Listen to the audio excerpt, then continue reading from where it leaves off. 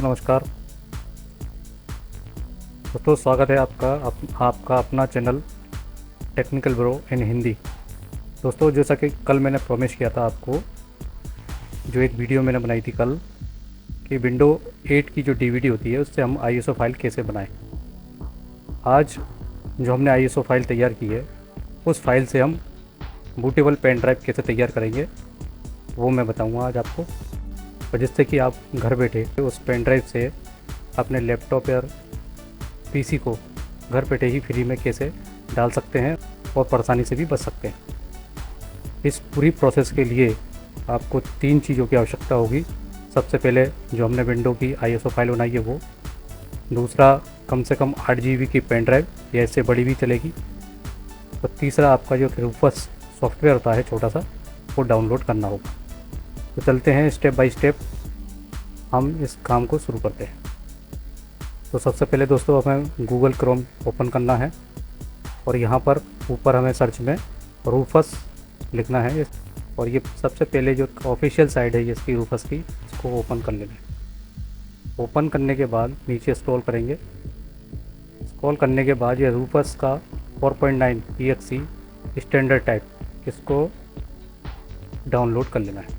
छोटा सा सॉफ्टवेयर है, ये आपका डाउनलोड हो जाएगा और फिर इसको ओपन कर लेना, राइट क्लिक करके ओपन कर लीजिए। यहाँ पर यस कर दीजिए और इसको मिनिमाइज़ कर दीजिए। देखिए ये आपका रूफस का जो सॉफ्टवेयर है ये खुल के सामने आ गया है। ये इसके बाद आपको अपनी पेन ड्राइव जो कि मिनिमम 8 GB की होना चाहिए उसको लगा देना है। ये देखिए जैसे मैंने पेन ड्राइव लगा दी है तो ये डिटेक्ट कर लिया इसने। इसके बाद ये नीचे ये बूट सेक्शन दिया हुआ है, इसमें आपको डिस्क या आईओ से इमेज, इस पर ही इसको सेलेक्ट करना है। उसके बाद में है बगल में सेलेक्ट, इस पर क्लिक करेंगे और जहाँ आपकी आईएसओ फाइल रखी हुई है उसको इसको पाथ शो करना है, इसको दिखा देना है कि कहाँ पर आपकी एक आईएसओ फाइल रखी हुई है। जैसे ये मेरी डी में है और इसको ओपन कर देंगे। ये देखिए ये आपका आईएसओ पाथ इसने दिखा दिया है। इसके बाद इमेज ऑप्शन, इस पर क्लिक करें तो यहाँ पर आपका स्टैंडर्ड विंडो इंस्टॉलेशन, इसी को ही सिलेक्ट रखना है। इसके बाद है पार्टीशन की स्कीम। तो इसमें दोस्तों 2 तरीका है, एक जीपीटी और एमबीआर। तो ये डिपेंड करेगा कि आपका जो बोर्ड है वो किसको सपोर्ट करता है। तो उसके लिए मैं आपको बता देता हूँ। देखिए सबसे पहले आपको जो आपका माई कंप्यूटर होता है इसको खोलना है। इसकी प्रॉपर्टीज़ में जाएंगे तो यहाँ आपको ये आपको बिट दिखा देगा। देखिए ये 64 बिट का जो है ऑपरेटिंग सिस्टम आपको डालना है। एक तो ये आ गया आपका। दूसरा उसके लिए सबसे पहले कि वो एमबीआर में चलेगा या जीपीटी में अपन आपका मदरबोर्ड सपोर्ट करता है, तो उसके लिए आपको ये माई कंप्यूटर में मैनेज पे क्लिक करना है। मैनेज पे क्लिक करने के बाद यहाँ स्टोरेज है, इस पर क्लिक करना है और यहाँ पर डिस्क मैनेजमेंट जब करेंगे तो आपको यहाँ जितनी भी आपके एसएसडी या हार्ड डिस्क जो भी लगी हैं वो शो करेगा। इसमें जो आपका ऑपरेटिंग सिस्टम जहाँ आपने लोड किया हुआ है उस पर क्लिक करना है, राइट क्लिक करेंगे और इसकी प्रॉपर्टीज़ में जाएंगे। प्रॉपर्टीज़ में जाने के बाद इसकी जो वॉल्यूम दिखा रहा है ये तीसरे नंबर पर, इस पर क्लिक करेंगे। अब देखिए ये दिखा रहा है एमबीआर पार्टीशन, मतलब कि जो आपका जो मदरबोर्ड है वो एमबीआर पार्टीशन को सपोर्ट करता है। तो अपन को जो पेन ड्राइव है उसी हिसाब से बनाना है कि जिस पर ये आपका मदरबोर्ड सपोर्ट करे। तो बंद कर देंगे। दोस्तों जैसा कि ये मैंने आपको बताया कि जो मेरा मदरबोर्ड है वो एमबीआर को सपोर्ट करेगा, तो यहाँ पर हम एमबीआर को सपोर्ट चूज़ करेंगे और यहाँ टारगेट में ये अपने आप ऑटोमेटिक ले लेगा आपका UEFI। नीचे इसमें आपको कोई चेंजेस नहीं करना है और फाइल जो सिस्टम है आपका वो NTF ऐसे ही रखना है। दोस्तों एक चीज़ और, अगर आपकी पेन ड्राइव में कोई भी आपका डाटा है तो प्लीज़ इसको निकाल लीजिए, क्योंकि ये आपका जो भी डाटा है उसको वो इरेज कर देगा।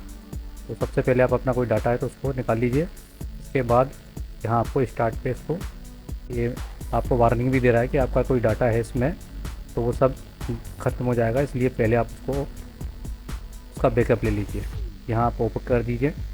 ओके करने के बाद ये देखिए कुछ टाइम लेगा और आपकी ये पेन ड्राइव बनना इस तरह से स्टार्ट हो जाएगी। ये थोड़ा सा समय लेगा दोस्तों, 10 से 15 मिनट, डिपेंड करेगा कि आपकी पेन ड्राइव की जो स्पीड है वो कितने एक्स की है उस पर भी डिपेंड करता है। दोस्तों एक पेन ड्राइव अच्छी कंपनी की ही यूज़ करें, जैसे HP की आती है वो यूज़ करें, और मेटल में यूज़ करें, क्योंकि प्लास्टिक की जो पेन ड्राइव हैं वो टूट जाती हैं अधिकतर।